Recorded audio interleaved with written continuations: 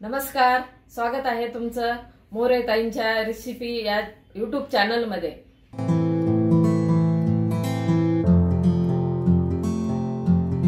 चला तर मग व्हिडिओमध्ये पुढे जाण्याआधी बेल आयकॉन दाबून चॅनलला सबस्क्राइब करा आणि सुरू करा मोरे ताईंसोबत आजची ही चवदार रेसिपी बनवायला। चला तर मंडळी, आज आपण रानभाजीचा एक प्रकार पाहणार आहे। आज ना रानभाजी करणार आहे मी, तिचं नाव ना कुंदराची भाजी। आम्ही आता हिला कुंदराची भाजी म्हणतो, तुम्ही काय म्हणता ते पण मला कमेंट मध्ये सांगा। ही अशी असते, निवडून घेतली मी, ही अशी पानं असते, ह्याला असं थोडंसं बी वगैरे पण आलेलं असते, हे दाखवायसाठी ठेवले मी। ना घेतलं तरी चालते, काही हरकत नाही, कवळं असते ते। तर अशी स्वच्छ निवडून घेतली, 2-3 पाण्याने धुतली आहे। आणि पावसाळ्यातच भेटते ही, एरवी काही भेटत नाही, त्याच्यामुळे जेव्हा आपल्याला ही अशा भाज्या भेटतात का रानभाज्या, त्या पावसाळ्यात भेटतात, तर एरवी भेटत नाही, त्याच्यामुळे खायलाच पाहिजे। तर मी आता तुम्हाला आमच्या पद्धतीने कशी असते करणं ते दाखवते। आता भाजीसाठी काही फक्त हिरवी मिरची, जिरे आणि लसण घेतलं ह्या वाटीत, आणि भाजलेले शेंगदाणे थोडे, एवढं साहित्य लागते एकदम साध्या पद्धतीनं। आणि जे पहिल्या आजी सासूबाई त्या करत होत्या का त्या पद्धतीनं, आई पण माझी अशीच करायची, त्या पद्धतीने मी दाखवणार आहे। आता हे ना मी सर्व खलबत्त्यात कुटून घेते। आता आधी शेंगदाणे, आपल्याला शेंगदाणे कुटायचे पण असं एकदम बारीक नाही, थोडंसं असं जाडसरच कुटायचे। आणि खलबत्त्यातली चव चांगली लागते, पहिल्या बायका तर पाट्यावरच वाटायच्या, म्हणजे मिक्सरच्या आणि ह्या चवीला फरक पडतो, छान लागते भाजी। कोणती पण भाजी केली ना तुम्ही, जी कोरडी भाजी करता सुकी भाजी ना, तर साबडधोबड कुटलेली छान भाजी लागते। हे असं एकदम बारीक नाही, असं 2-3 तुकडे करायचे एका शेंगदाण्याचे, असं कुटून घेतलं म्हणजे थोडं आबडधोबडनं छान भाजी लागते। आता आपण मिरची आणि लसण जिरे टाकलेलं ते पण असंच कुटून घेणार आहे। याचे मिक्सरला केल्यावर काय होते, एकदम पेस्ट होती, ती पेस्ट आणि भाजी ना छान लागत नाही, त्याच्यामुळं असं थोडंसं जाडसर याच्यात कुटून घेते मी।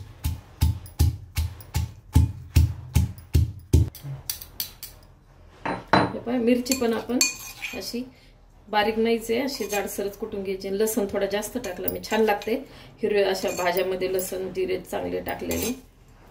ते आता आपण आता भाजी करायला सुरुवात करू।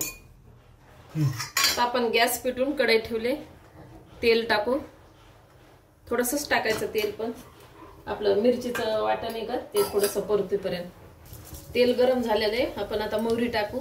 मोहरी तडतडली ना तर आपल्याला हे कुटलेलं हिरवी मिरचीचं वाटण टाकायचं।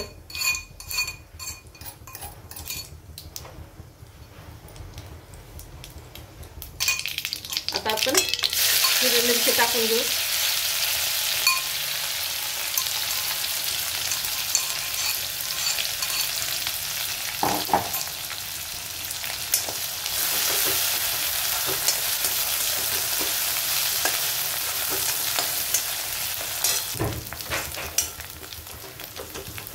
तिखट आपलं परतलंय, आता हे शेंगदाण्याचं कूट ते पण त्याच्यातच टाकणार आहे मी।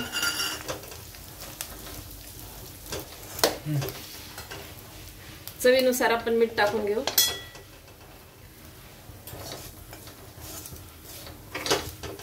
आता हे छान परतलंय, आता आपण भाजी टाकू। भाजीला आपण कापलं नाही, काही नाही, अशीच टाकायची।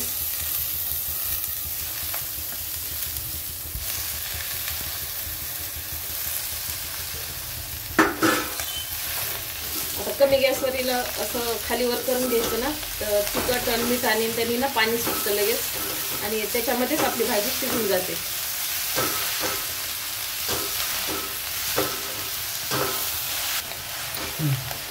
या नुसत्या मिठामध्येच आपण तिला खालीवर केलंय ना, मिठामुळे लगेच पाणी सुटतं, त्याच्यामुळं भाजी करताना ना मीठ थोडं अंदाजाने टाकायचं। तुम्हाला आधी भाजी खूप दिसते आणि मग तिला परतलं ना ती छोटी म्हणजे कमी पडते ना, तर मग जास्त पडलं मीठ तर खरट होईल, तर मीठ कधी बी कमीच टाकायचं। नाही तर तुम्हाला आयडिया येत नसेल ना, तर अशी एवढं झालं ना आपलं हलवणं, त्याच्यानंतर मग मीठ टाकायचं, म्हणजे लक्षात येतं आता किती भाजी तर मीठ टाकायचं आपल्याला, किती टाकायचं ते। आता पूर्ण सर्व असं मिक्स झाले आणि भाजी एकदम अशी लगेच थोडीशी काशी दबती भाजी। थोडं आता आपण काय करणार आहे, ताट झाकून ठेवणार आहे, त्याच्यामध्ये भाजी आपली शिजून जाते। फक्त मिठाचा अंदाज घ्यायचा। आता झाकण ठेवून देऊ आपण. आता आपण ताट काढू. अगदी 2 मिनिटासाठी मी झाकण ठेवलं होतं. छान भाजी झालेली आहे. आता काढून घेते. मस्त शिजली आहे, मिठामध्ये शिजली ही भाजी. काढून घेऊ आता आपण.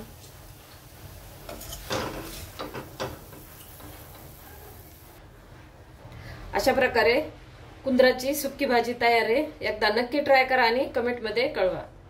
तुम्हाला हा व्हिडिओ आवडला असेल तर लाईक करा आणि अशाच प्रकारच्या चवदार आणि चमचमीत रेसिपीसाठी सबस्क्राईब करा आणि कमेंटमध्ये कळवा तुम्हाला कोणत्या रेसिपीज बघायला आवडतील. पुन्हा भेटूया एका नवीन रेसिपीसह एका नवीन व्हिडिओमध्ये. धन्यवाद.